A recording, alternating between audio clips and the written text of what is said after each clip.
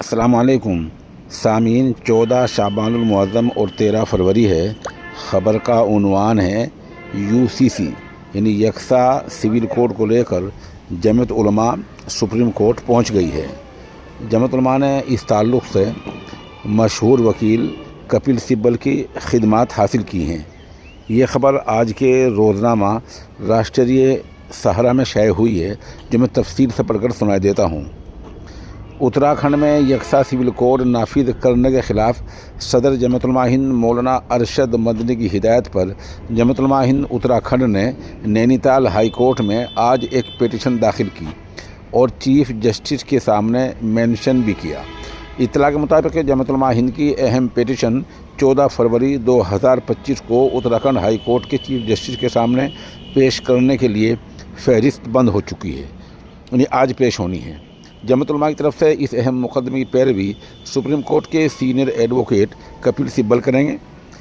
मौलाना मदनी ने इस पिटीशन पर अपने रद्दअमल का इजहार करते हुए कहा, मुल्क के आइन, जमहूरियत और कानून की बालादस्ती को कायम रखने के लिए जमीयत ने अदालत का रुख इस उम्मीद के साथ किया है कि हमें इंसाफ मिलेगा, क्योंकि हमारे लिए आखिरी सहारा अदालत ही रह जाती हैं। मदनी ने यह भी कहा, हमें ऐसा कोई कानून मंजूर नहीं जो शरीयत के ख़िलाफ़ हो। मुसलमान हर चीज़ से समझौता कर सकता है, लेकिन अपनी शरीयत के ख़िलाफ़ कोई भी मुसलमान किसी भी चीज़ से समझौता नहीं कर सकता। अपनी शरीयत और मज़हब से हरगिज़ कोई समझौता नहीं कर सकता। ये मुसलमानों के वजूद का नहीं बल्कि उनके हुकूक़ का सवाल है। मौजूदा सरकार यकसा सिविल कोड एक्ट लाकर मुसलमानों से वो हुकूक़ छीन लेना चाहती है जो उन्हें मुल्क के आइन ने दिए हैं, क्योंकि हमारे अक़ीदे के मुताबिक जो हमारे आइली ख़ानगी क़वानीन हैं वो इंसान के बनाए हुए क़वानीन नहीं हैं, वो कुरान मजीद और अहादीस से लिए गए हैं। उन्होंने सवाल उठाया कि जो लोग किसी मजहबी पर्सनल लॉ पर अमल नहीं करना चाहते, उनके लिए मुल्क में पहले से ही एक इख्तियारी सिविल कोड मौजूद है, तो फिर यूनिफॉर्म सिविल कोड की ज़रूरत क्यों है?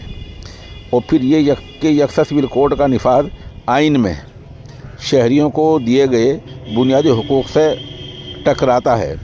सवाल मुसलमानों के पर्सनल लॉ का नहीं बल्कि मुल्क के सेकुलर आइन को अपनी हालत में बाकी रखने का है। हिंदुस्तान एक सेकुलर मुल्क है और दस्तूर में सेकुलरिज्म के माने ये हैं कि मुल्क की हुकूमत का अपना कोई मज़हब नहीं है और मुल्क के आवाम अपने मजहबी मामलात में आज़ाद हैं। इसलिए यकसा सिविल कोड मुसलमानों के लिए नाकाबिल कबूल है और मुल्क की यकजहती और सालिमियत के लिए भी नुकसानदेह है। उन्होंने आगे कहा कि यकसा सिविल कोड के निफाज के लिए दफ़ा 44 को सबूत के तौर पर पेश किया जाता है और ये प्रोपेगेंडा किया जाता है कि यकसा सिविल कोड तो आइन में लिखा गया है, आइन में कहा गया है, जबकि दफ़ा 44 रहनुमा उसूल में नहीं है बल्कि ये एक मशवरा है। दूसरी तरफ आइन की दफ़ा 25, 26 और 29 का कोई जिक्र नहीं होता, जिनमें शहरियों के बुनियादी हुकूक़ को तस्लीम करते हुए उन्हें मजहबी आज़ादी की ज़मानत दी गई है और मुस्लिम पर्सनल लॉ को शरीयत एप्लीकेशन एक्ट 1937 के ज़रिए भी तहफ़्फ़ुज़ फराहम किया गया है। यूँ भी किसी रियासत को यूसीसी बनाने का इख्तियार नहीं है। इस तरह देखा जाए तो यकसा सिविल कोड बुनियादी हुकूक़ की नफ़ी करता है। इसके बावजूद हमारी हुकूमत कहती है कि एक मुल्क एक कानून होगा और ये कि एक घर में 2 कानून नहीं हो सकते। ये अजीब और गरीब बात है। मौलाना मदनी ने यह भी कहा कि आईपीसी की दफ़ात भी पूरे मुल्क में यकसा नहीं है। रियासतों में इनकी नौइयत बदल जाती है। यहाँ तक कि मुल्क में गऊ कुशी का कानून भी एक नहीं है। जो कानून है वो 5 रियासतों में नाफिज नहीं है। उन्होंने कहा, आज़ादी से पहले और आज़ादी के बाद जब फिरका परस्तों की जानिब से शरीयत में मुदाखलत की कोशिश हुई है, जमीयत ने पूरी क़ुव्वत के साथ उसका मुकाबला किया है। हिंदुस्तान की तारीख़ गवाह है कि जब भी हुकूमत हिंद को शरीयत के ताल्लुक़ से कानून साज़ी की ज़रूरत महसूस हुई तो जमीयत उलमा हिंद की रहनुमाई के बगैर वो कानून पाए तकमील तक नहीं पहुँच सका। जैसे कि शरीयत एक्ट और इंफिसाख़ निकाह क़वानीन हिंद में 2 एक्ट ऐसे हैं जिनमें जमीयत उलमा हिंद का नाम और उसकी कोशिशों का तज़किरा है।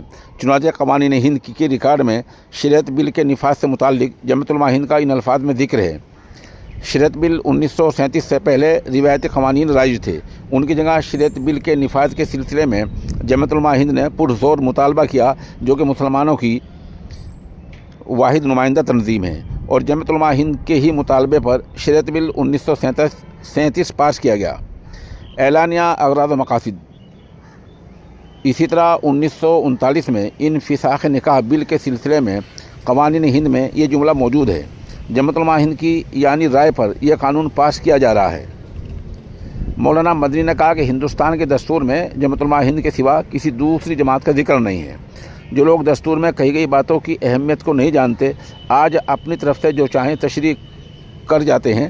چنانچہ یہ کہنا بالکل درست معلوم ہوتا ہے کہ یکساں سول کوڈ کا نفاذ شہریوں کی مذہبی آزادی پر قدغن لگانے کی ایک سوچی سمجھی سازش ہے۔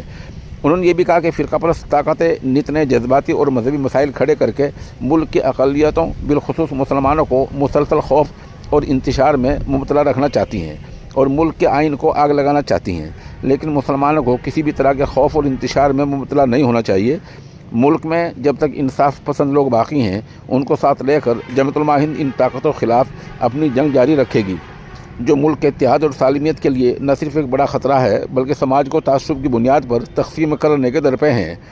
انہوں نے آخر میں کہا کہ ملک کے خمیر میں ہزاروں برس سے نفرت نہیں، محبت شامل ہے۔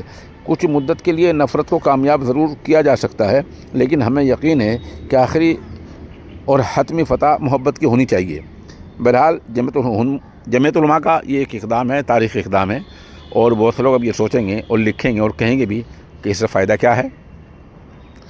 دراصل شریعت کو بچانے کے لیے اپنی جو آخری سے آخری کوشش ہونی چاہیے وہ کرنی چاہیے۔ ہمیں یہ نہیں دیکھنا کہ حکومت کیا کہتی ہے، عدالت کیا فیصلے لے گی، ہائی کورٹ کیا کہے گا، سپریم کورٹ کیا کہے گا، ہمیں یہ نہیں دیکھنا۔ ہمیں یہ دیکھنا ہے کہ ہر مسلمان شریعت کے بچانے کے لیے جو کچھ کر سکتا ہے قانون کے دائرے میں رہ کر اپنی حدوں میں، اسے وہ کرنا چاہیے۔ سامعین، یہ معجون ہے طاقت کا خزانہ۔ عمر کے ساتھ ساتھ جو کمزوری آ جاتی ہے، یہ اس کو دور کرنے کے لیے بہت مفید ثابت ہوا ہے۔